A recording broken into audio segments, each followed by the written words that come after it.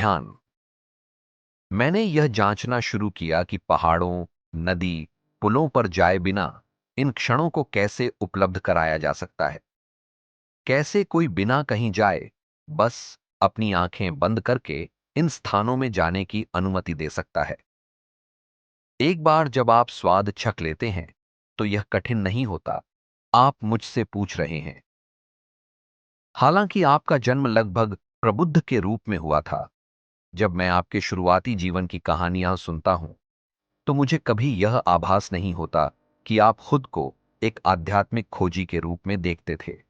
क्या आप आत्मज्ञान की खोज कर रहे थे, या आत्मज्ञान एक त्रुटिहीन संकल्प का सह उत्पाद था कि जो आपको सत्य लगा उससे कभी समझौता नहीं करना है? कुछ ऐसी चीजें होती हैं जिन्हें सीधे नहीं खोजा जा सकता। कोई चीज जितनी अधिक मूल्यवान होती है, उतनी ही अधिक परोक्ष रूप से आपको उसमें जाना होता है। वास्तव में आपको कुछ और करना होता है, जो महज आपके आसपास की स्थिति को तैयार करता है, जिसमें आत्मज्ञान, सत्य जैसी चीजें घटित हो सकती हैं। आप सत्य की खोज और तलाश में नहीं जा सकते। आप कहां जाएंगे? काबुल, कुल्लू मनाली, काठमांडू, गोवा, और फिर वापस घर। सत्य के सभी खोजी इसी रास्ते पर जाते हैं, और पहले से कहीं अधिक मूर्ख दिखते हुए वापस घर आ जाते हैं। उन्हें कुछ नहीं मिला है। आप सत्य को खोजने कहां जाएंगे? आप रास्ता नहीं जानते। कोई नक्शा नहीं है, कोई दिशा उपलब्ध नहीं है। कोई नहीं जानता कि सत्य का साक्षात्कार कहां, कब, कैसे होना संभव है। सत्य का वास्तविक खोजी कभी सत्य की खोज नहीं करता।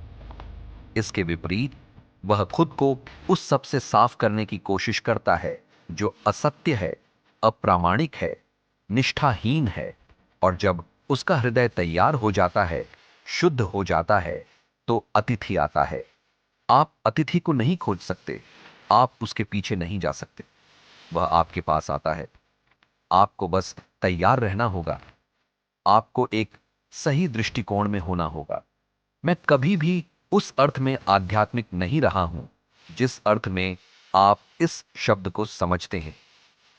मैं कभी मंदिरों या चर्चों में नहीं गया, या शास्त्र नहीं पढ़े, या सत्य को खोजने के लिए कुछ प्रथाओं का पालन नहीं किया, या भगवान की पूजा नहीं की, या भगवान से प्रार्थना नहीं की। वह बिल्कुल भी मेरा तरीका नहीं रहा है। तो निश्चित रूप से आप कह सकते हैं कि मैं कुछ भी आध्यात्मिक नहीं कर रहा था। लेकिन मेरे लिए आध्यात्मिकता का बिल्कुल अलग अर्थ है। इसके लिए एक ईमानदार विशिष्टता की आवश्यकता होती है। यह किसी भी प्रकार की निर्भरता की अनुमति नहीं देता है। यह अपने लिए एक स्वतंत्रता का निर्माण करता है, चाहे जो भी कीमत हो। यह कभी भीड़ में नहीं, बल्कि अकेले में होता है, क्योंकि भीड़ को कभी कोई सत्य नहीं मिला है। सत्य केवल लोगों के अकेलेपन में पाया गया है। इसलिए मेरी आध्यात्मिकता का आपके आध्यात्मिकता के विचार से एक अलग अर्थ है। मेरे बचपन की कहानियां, यदि आप उन्हें समझ सकते हैं, तो किसी न किसी तरह इन सभी गुणों की ओर इशारा करेंगे। कोई भी उन्हें आध्यात्मिक नहीं कह सकता। मैं उन्हें आध्यात्मिक कहता हूं, क्योंकि मेरे लिए उन्होंने वह सब कुछ दिया है जिसकी एक मनुष्य आकांक्षा कर सकता है।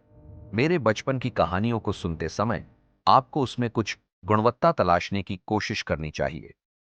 महज कहानी नहीं, बल्कि कुछ आंतरिक गुणवत्ता जो मेरे सभी संस्मरणों में एक पतले धागे की तरह चलती है।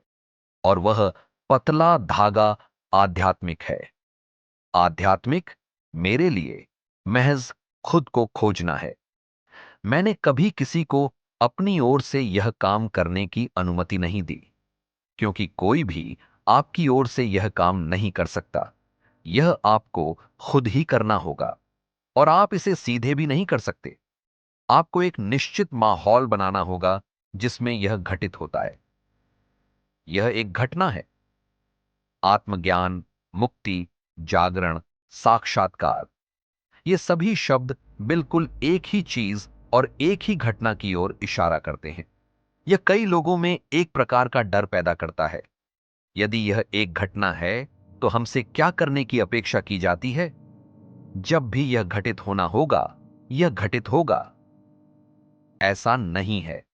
यह एक घटना है, लेकिन आप इसे घटित होने के लिए, जमीन तैयार करने के लिए बहुत कुछ कर सकते हैं। जमीन तैयार करना उन लोगों को आध्यात्मिक नहीं लग सकता जो समझ नहीं पाते, लेकिन यह अवश्य ही आध्यात्मिक होना चाहिए, क्योंकि आत्मज्ञान घटित हुआ है। अंत यह साबित करता है कि जो भी साधन उपयोग किए गए थे, वे काफी हद तक सही थे। यह वह लक्ष्य है जो साबित करता है कि जिस रास्ते का पालन किया गया था, वह सही था।